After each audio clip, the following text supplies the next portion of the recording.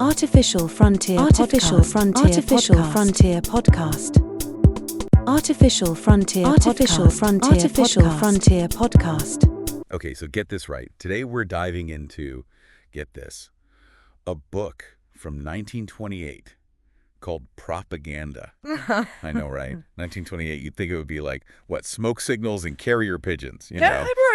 But no.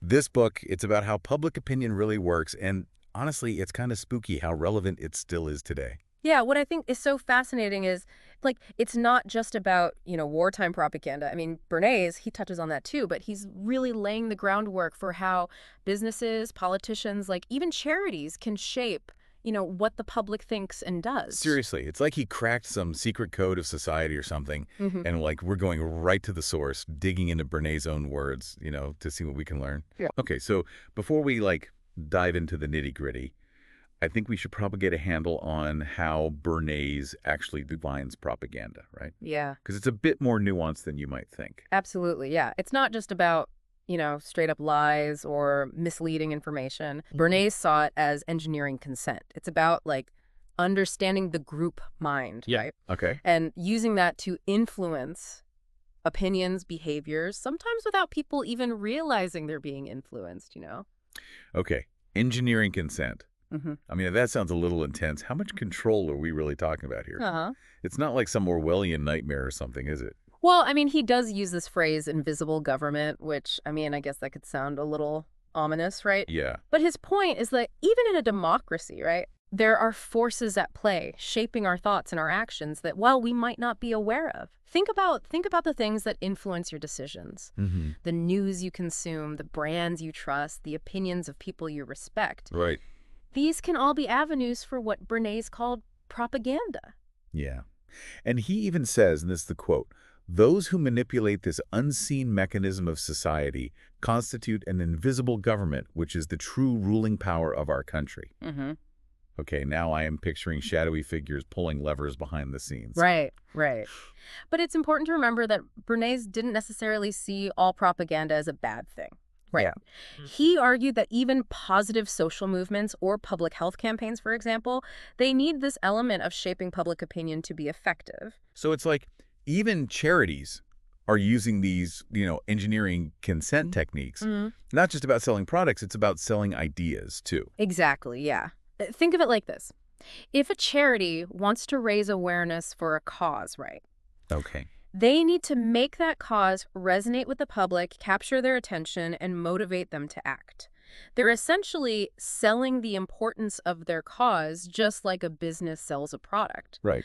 The methods and techniques might be similar even though the goals are different. Okay. So if this, engineering of consent, if it's not always a bad thing, how does it actually work? Uh-huh.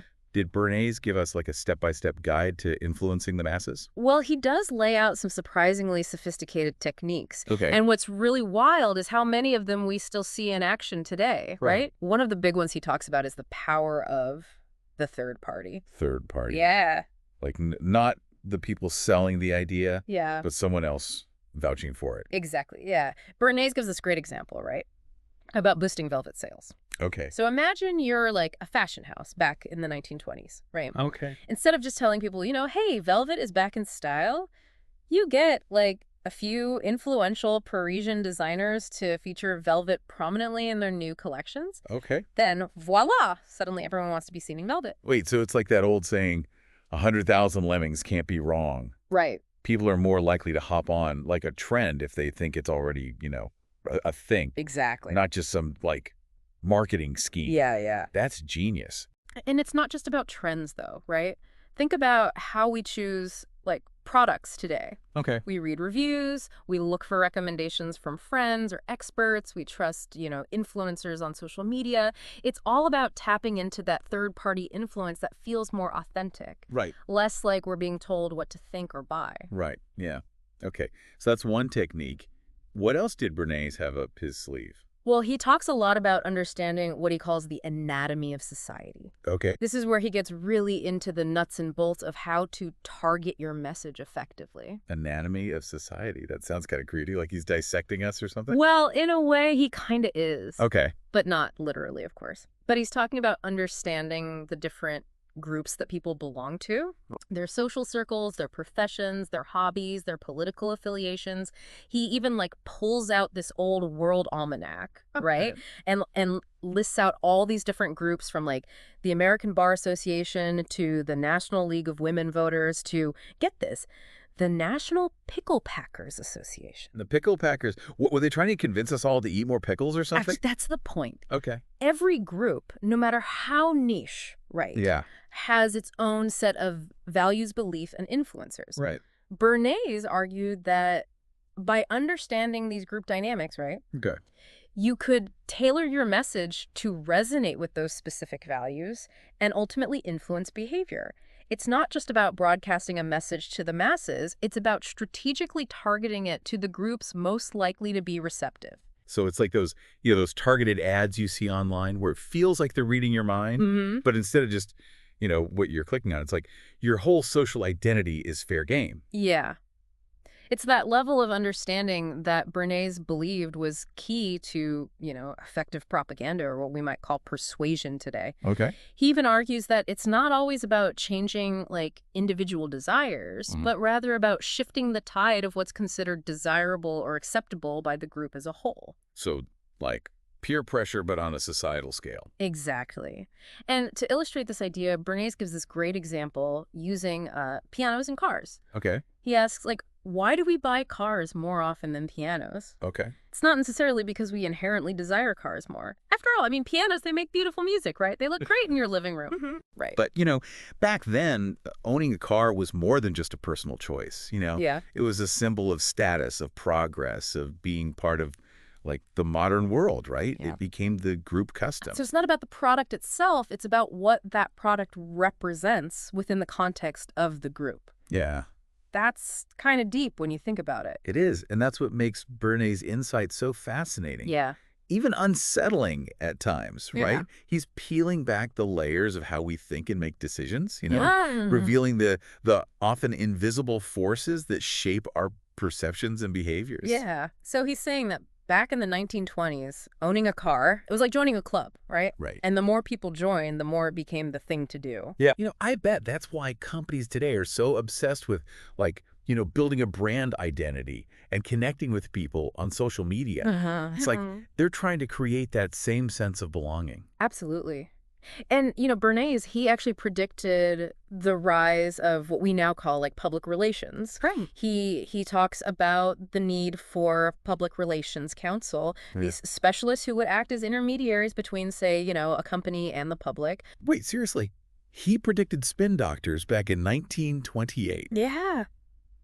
This book is like a time machine or something. I know, right? What did he say? These counsel people, like, what would they actually do? Well, it's shockingly close to what we see today. Right. He said they'd, like, manage the client's public image, shape perceptions through the media, and build relationships with key influencers. Oh. Like, he was looking right into the future of, like, PR firms and marketing agencies and things. Wow. And it wasn't just businesses catching on to this, was it? Right. Didn't he also talk about how politicians were using, or actually misusing, these techniques? Yes. Bernays was actually quite critical of how political campaigns were using propaganda at the time. Okay. He felt that they were, like, stuck in the past, relying on, like, outdated methods like emotional appeals and empty rhetoric rather than a more strategic, psychology-driven approach. That's funny. He seems almost disappointed in the politicians. Yeah, a little bit. Like, guys, you're missing the boat here. You got to up your propaganda game. Yeah.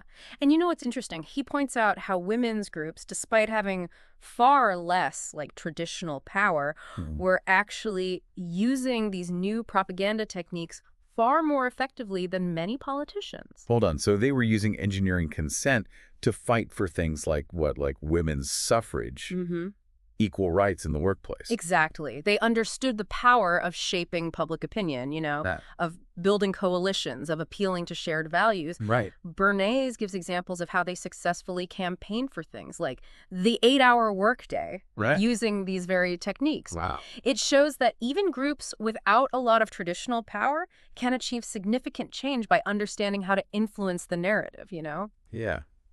That's really inspiring when you think about it. It's like they hacked the system using Bernays' playbook or something. Right. But it does make you wonder if this engineering consent stuff has been going on for like almost a century, and it's only gotten more sophisticated. Like, where does that leave us today? Right. Are we just pawns in some giant game we don't even realize we're playing? That's the chilling thought Bernays leaves us with. Okay. He suggests that as the public becomes more aware of these techniques, right, Yeah.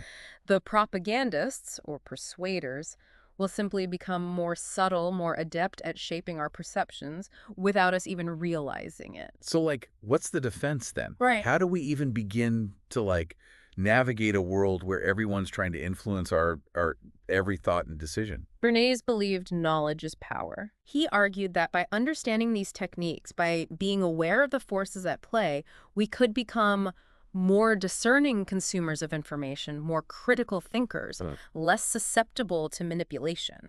So it's not about becoming, like, cynical, right? Or tuning everything out. Yeah. It's about being informed, being engaged, and maybe even being a little bit skeptical. Exactly. Yeah. It's about recognizing that persuasion is everywhere, and rather than being passive recipients of messages, we have the power to analyze, to question, and to form our own opinions. Wow. This deep dive, man. This is really taking us down a rabbit hole. I know, right? From, like, velvet sales to the pickle packers. Yeah. We've seen how, like, the art of persuasion has shaped our world in ways we probably never even imagined. Bernays may have been writing nearly a century ago, right? But his insights are more relevant than ever in today's, like, information-saturated age. Absolutely. And as we navigate this complex landscape of influence, it's up to each of us to be aware, to be critical, and to hold on to that most valuable tool, our own independent thinking. So, listeners, we want to hear from you. Have you noticed examples of Bernays' ideas in your own life? Yeah. How do you think these techniques have evolved in the age of social media and the internet? Share your thoughts, and let's keep the conversation going. Artificial Frontier Artificial Podcast. Frontier Artificial Podcast. Frontier Podcast. Artificial Frontier Artificial Podcast. Frontier Artificial Podcast. Frontier Podcast.